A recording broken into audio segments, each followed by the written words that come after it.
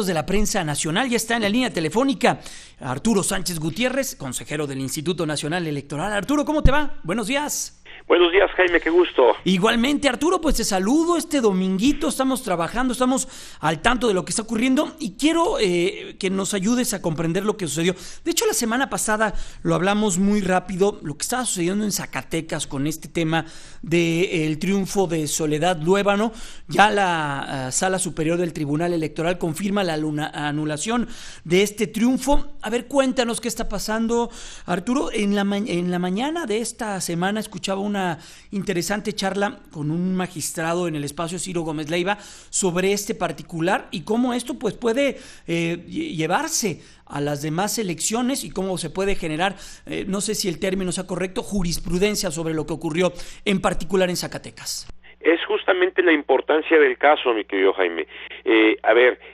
Morena tiene su propia estrategia y tiene su análisis de lo que está ocurriendo. Por eso ellos han anunciado que promoverán juicio político contra los magistrados, tanto de la sala local en Zacatecas como la de la Sala Superior del Tribunal. Además anunciaron que no participarían en la elección extraordinaria que se deriva de la nulidad de la elección. Eso es Morena, es su estrategia, están en su derecho de recurrir a los mecanismos que ellos consideren adecuado, pero lo que hizo el tribunal finalmente fue que en efecto hay actos que hacen los candidatos o los precandidatos o los militantes de los partidos junto con sus partidos que no deben ser tolerados en una competencia electoral.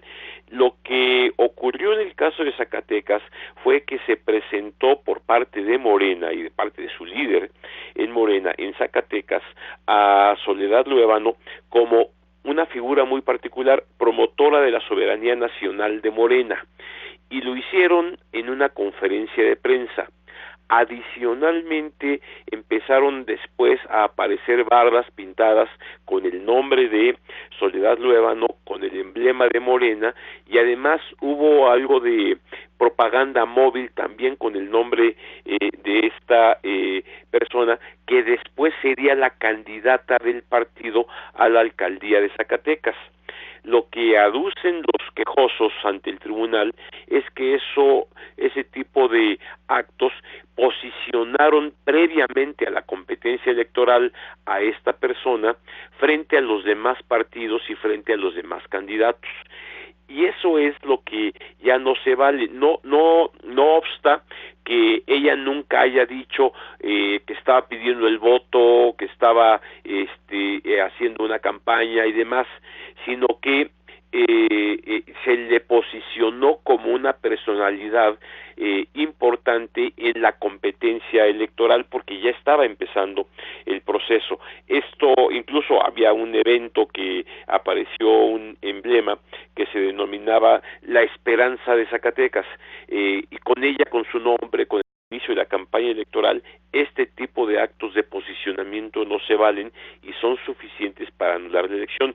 Por eso el comentario con Ciro Gómez Leiva resulta muy importante, porque si extrapolamos ese tipo de actos a otras campañas, bueno, por lo pronto seguramente los partidos ya tomaron nota de este acto para las 4 elecciones que va a haber el año que entra en Veracruz, Coahuila, Nayarit y el Estado de México, pero también se podría pensar en otras elecciones de mayor trascendencia.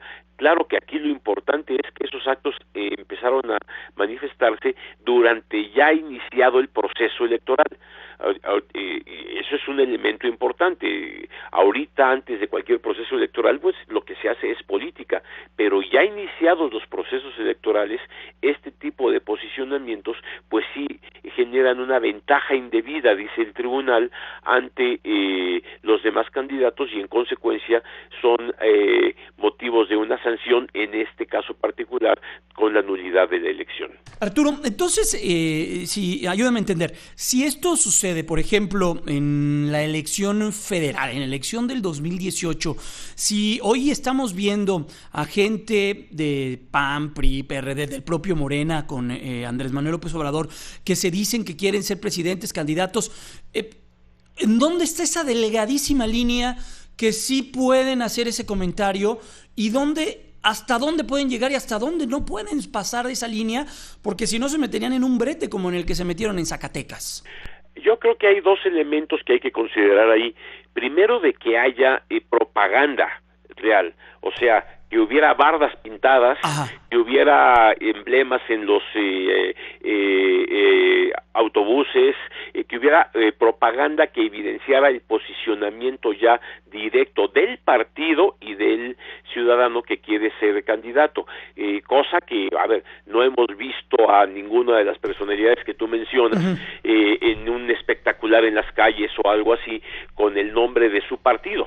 Eso no lo hemos visto como tal. Lo que hemos escuchado son declaraciones de ellos ahí sí, el uso de su libertad de expresión. Claro. El segundo elemento que es importante considerar es el tiempo. Una cosa es hacerlo ahorita, cuando para el 2018 falta todavía casi un año, un poco más de un año para que inicie el proceso electoral. Y otra cosa es hacerlo ya dentro del proceso electoral, ya habiendo arrancado la autoridad electoral del proceso, ya empezando las convocatorias para que los partidos nombren a sus candidatos, hagan sus precampañas y demás, y en ese momento empiecen a generarse este tipo de posicionamientos. Yo creo que son los dos elementos que en este caso el tribunal valoró y dijo, bueno, esto sí ocurrió de esa manera, sí hubo propaganda, sí hubo una conferencia de prensa en la que miembros del partido, miembros destacados del partido, mencionan a María Soledad Luevano como promotora de la soberanía nacional de Morena y después la hacen candidata. ¿Me explico? Entonces sí hay un posicionamiento muy claro en ese sentido. Y esa es una tenue línea, tienes toda la razón, que seguramente el tribunal seguirá delineando con más claridad y en consecuencia tendremos, espero, mayor definición de qué es lo que se puede y qué es lo que no se puede. Por lo pronto sí queda muy claro que en el caso de Zacatecas, haber hecho este tipo de manifestaciones públicas y propaganda en las calles, pues genera una ilegalidad en términos de posicionamiento que hizo que la competencia no fuera perfectamente equitativa y en consecuencia la elección se anuló. Y por supuesto, pues quienes estén o vayan a contender alguna elección para las que vienen en el 2017, pues deben de estar muy al pendiente de no incurrir en lo mismo o en algo parecido. Así es, acordémonos que tenemos elecciones para ayuntamientos, es lo mismo el ayuntamiento de Zacatecas, en el caso de Veracruz, pero tenemos 3 elecciones para gobernador el año que entra y hoy queda claro que si los partidos hacen este tipo de posicionamiento de sus candidatos, pues podrían incurrir en ese tipo de faltas. Pues qué interesante, Arturo. Gracias por ayudarnos a entender. Sí nos llamaba mucho la atención y por eso queríamos platicar contigo, porque es un enorme tema y es un tema que se va a tener que estar analizando muy puntualmente. Arturo, te abrazamos y te deseamos un extraordinario domingo y extraordinario inicio de semana. Muchas gracias, Jaime. Saludos a tu auditorio. Fuerte abrazo. Es el consejero del Instituto Nacional Electoral, Arturo Sánchez Gutiérrez. Nos despedimos de la radio. Continuamos en la